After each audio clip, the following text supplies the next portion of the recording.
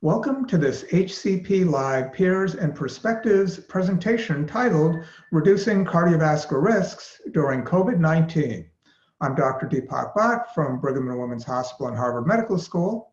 I'm joined today by my good friend, Dr. Mike Gibson, also from Harvard Medical School and from Beth Israel Deaconess. And we are here to discuss various strategies to help reduce risks of cardiovascular events, especially during the COVID-19 pandemic. Welcome, and let's begin.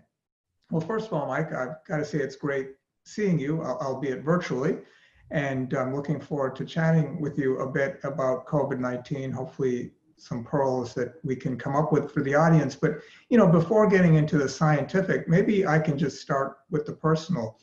You actually were someone that not only is treating COVID-19, but is a customer, so to speak. That is, you've actually gone through a lot with COVID with yourself and even your family. Do you care to share any of that with our audience? Yeah, Deepak, like you, I traveled a lot, and in February, in a week, I was on the road 5 different times, 5 different cities, New York, Washington, D.C., and on February 25th, I got really sick with cough, fever, shortness of breath, barely able to walk across the room. And it really knocked me out for about a month. I was on the couch, listless, fatigued, some GI symptoms. So it really was very, very severe. And my daughter-in-law, she also, she was just had a headache and some GI symptoms. But about 5 days in, became sick with shortness of breath, got tested COVID positive. And my son had all the same symptoms as well. They were both ICU doctors at the Mass General, and they had to take some time off. So, here in Boston, a lot of us were really affected, including caregivers. So, it was very early on for me, February 25th, and there was no testing available. It was right at the very beginning. Yeah, I'm glad you relayed what you personally experienced. People watching this segment are from all over the US and all over the world, and they may be in a region that hasn't yet been fully affected by COVID, but it will come eventually. And when it does, it's really just unbelievable.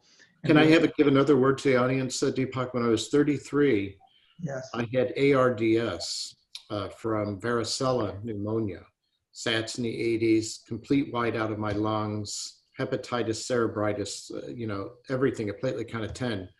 Let me tell you, it's a lot easier to breathe through a mask, and you're a lot less short of breath breathing through a mask than if you have ARDS. So I will just tell you, I know it's not a lot of fun to wear those masks, particularly an N95, but let me tell you, it's a lot better than having ARDS.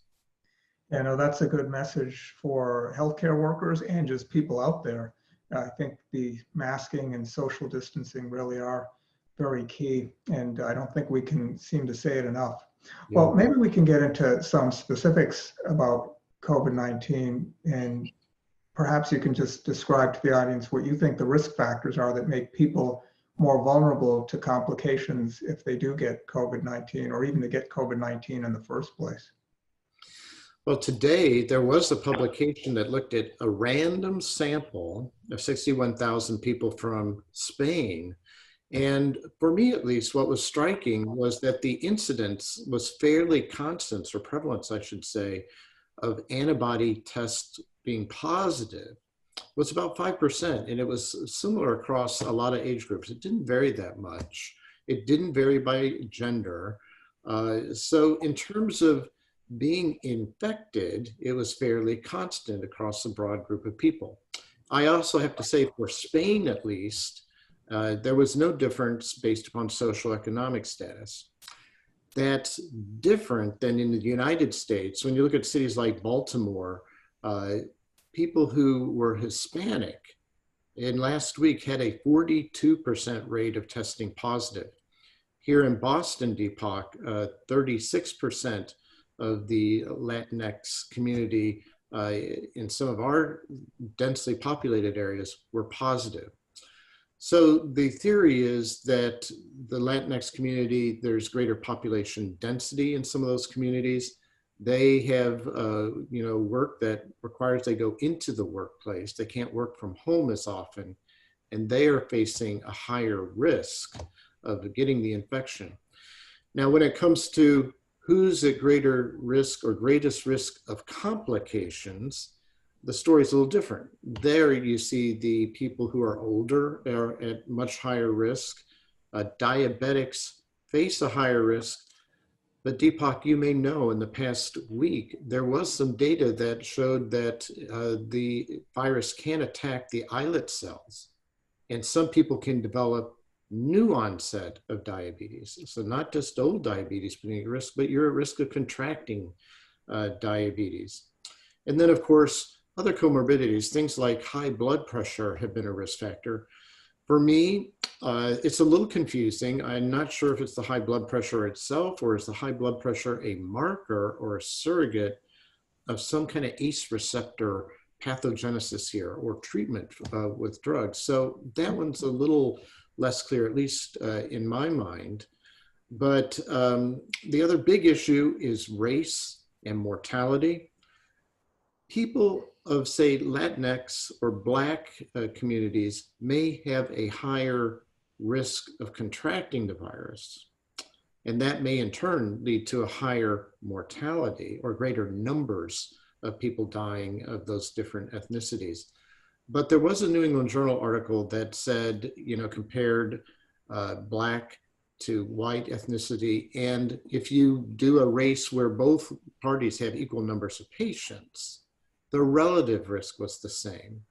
So it may be driven by a greater number of those ethnicities being hospitalized rather than a greater risk once they are hospitalized, at least in the New England Journal article. So very complicated, but older people, comorbidities, those seem to be our highest risk patients. And who are those people? They tend to be a lot of nursing home patients who've really been wiped out and devastated by this disease.